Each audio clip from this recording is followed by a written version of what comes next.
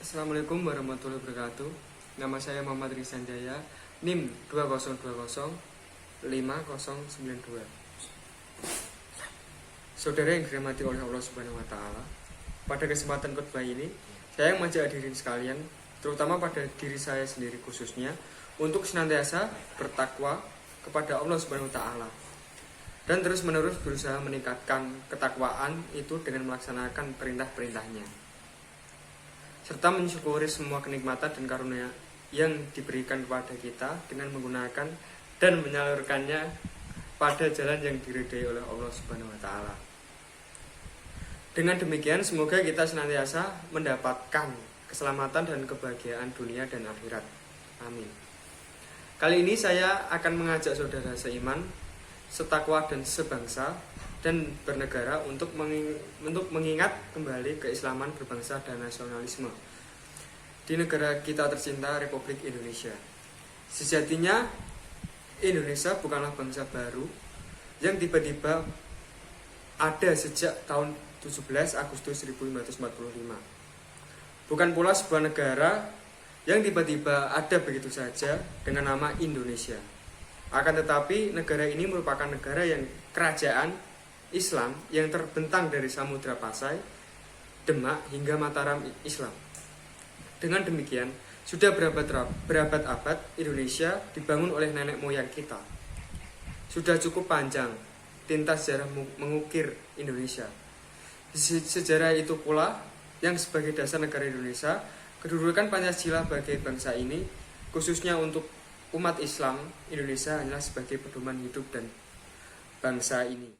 Oleh karena itu, para hadirin jamaah-jamaah yang dimuliakan oleh Allah Subhanahu wa taala, wajar bila para kiai dan ulama ikut menyepakati dan menyetujui semboyan yang mendasari Pancasila, yaitu Bhinneka Tunggal Ika, yang secara lugawi berarti berbeda-beda tetapi tetap satu. Mengapa ini disetujui oleh ulama dan kiai? Bukankah ini sama artinya membuka peluang bagi agama lain untuk berkembang di Indonesia? Bukankah sama dengan memberikan senjata bagi musuh agama kita? Tidak begitu. Allah Subhanahu wa taala sendiri telah berfirman dalam surah An-Nahl ayat 93 yang artinya, dan kalau Allah menghendaki, niscaya Dia menjadikan kamu satu umat agama saja.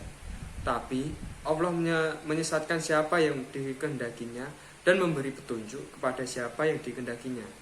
Dan sesungguhnya kamu akan ditanya tentang apa yang telah kamu kerjakan. Imam Jalaluddin Al-Mahali dan Jalaluddin Al-Suyuti dalam tafsir Jalalain menjabarkan bahwa arti kata umatan wahidatan adalah ahla danin wahadin, satu agama. Ini artinya bahwa perbedaan agama dan perbedaan suku bangsa merupakan sunnah ilahi, sebuah kenyataan yang tidak bisa dipungkiri karena merupakan kehendaknya. Maka dengan demikian, para hadirin jamaah Jumat seiman dan setakwa, jangankan kita memandang bahwa perbedaan adalah sebuah musibah, akan tetapi pandanglah perbedaan sebagai sebuah nikmat. Jika semua orang kaya, kepada siapa yang akan kita berikan? Jika semua orang pintar, kepada siapa kita mengajar? Jika semua orang beruang, kepada siapa kita bersedekah? Dan jika semua orang beriman, kepada siapa kita berdakwah? Saling mengingatkan, karena demikian itu banyak pahala yang menanti. Nanti Allah akan bertanya kepada kita semua, apa yang telah kita perbuat dengan perbuatan itu? Apakah kita hanya diam? Bukankah perbedaan itu disediakan oleh Allah Subhanahu wa taala sebagai ruang kita untuk berdakwah? Sudahkah kita menggunakannya sebaik mungkin? Sudahkah kita memanfaatkannya untuk memperbanyak amal kita? Para hadirin jemaah yang disayangi Allah, marilah kita renungkan bersama berbagai kejadian yang terjadi baru-baru ini di Indonesia. Mulai dari munculnya Ahmadiyah, munculnya nabi-nabi palsu, munculnya aliran-aliran besar, hingga mengerusak terhadap gereja, adalah fenomena perbedaan. Janganlah kita memandang semua itu sebagai sebuah masalah, tapi mari kita memandang itu sebagai sebuah peluang kita untuk berdakwah Tentunya berdakwah dengan cara-cara yang luas seperti yang diserukan oleh Allah Subhanahu wa taala. Dalam surat An-Nahl ayat 125 yang artinya, serulah kepada jalan Tuhanmu dengan hikmah dan pelajaran yang baik, dan bantahlah mereka dengan cara yang baik. Sesungguhnya Allah Tuhanmu lebih mengetahui tentang siapa yang tersesat dari jalannya, dan dialah yang lebih mengetahui orang-orang yang mendapat petunjuk. Mari kita bersama merangkul mereka dan mengejarkan untuk kembali pada Islam yang sempurna, Islam yang kafah.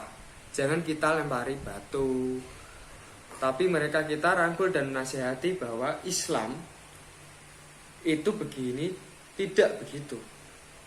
Kita ajak mereka berdiskusi, kita sapa mereka, kita bujuk mereka untuk bersama-sama masuk ke musola dan masjid yang penuh berkah ini. Kepada umat Nasrani, jangan kita bakar gereja, mari kita rangkul, mari kita ajak bicara baik-baik untuk menuju ke jalan yang benar. Tentunya dengan cara yang baik pula. Jangan sampai dakwah kita mengunyak bineka Tunggal Ika yang telah disepakati bersama oleh para kiai, ulama, dan umara. Jangan sampai pula perbedaan yang penuh hikmah itu berubah menjadi musibah bagi bangsa ini.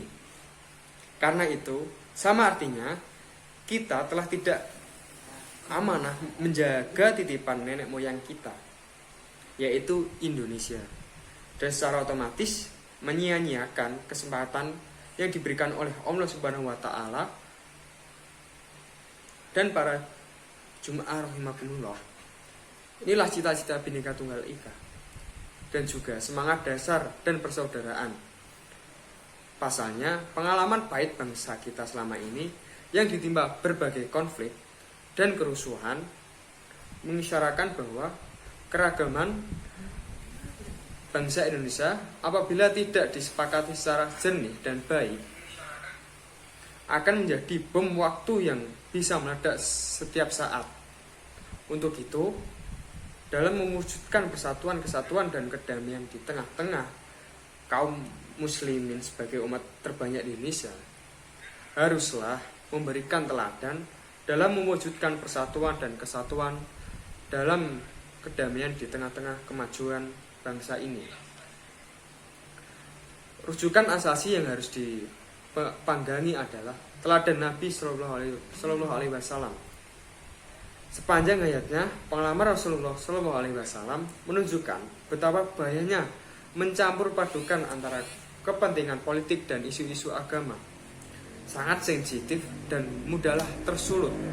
Karena itu, sejarah pernah mencatat pesan Nabi Muhammad Sallallahu Alaihi Wasallam kepada para sahabatnya bahwa jika suatu saat nanti umat Islam berhasil mencapai Mesir dalam Fatur Hat kelak, yang harusnya diperhatikan adalah memperlakukan masyarakat Mesir dengan baik tanpa terkecuali. Sikap simpatik ini disampaikan Nabi Muhammad ketika menerima hadiah persahabatan dari gubernur Mesir, yaitu Mukaikis, yang notabene seorang non-muslim. Ramalan Nabi terbukti, dan Khilafah Umar bin Khattab berpesan kepada Umar bin As yang berhasil menguasai Mesir agar memperlakukan rakyat Mesir secara manusiawi. Para jamaah yang mulia, sekali lagi, marilah dalam kesempatan ini kita benar-benar memegangi ajaran dan sunnah Rasulullah. Semoga Allah Subhanahu wa taala senantiasa memberikan kepada kita petunjuk dan hidayah dalam menjaga amanah bangsa dan memberikan kemampuan kepada kita untuk mengolah perbedaan menjadi hikmah dan nikmah. Amin.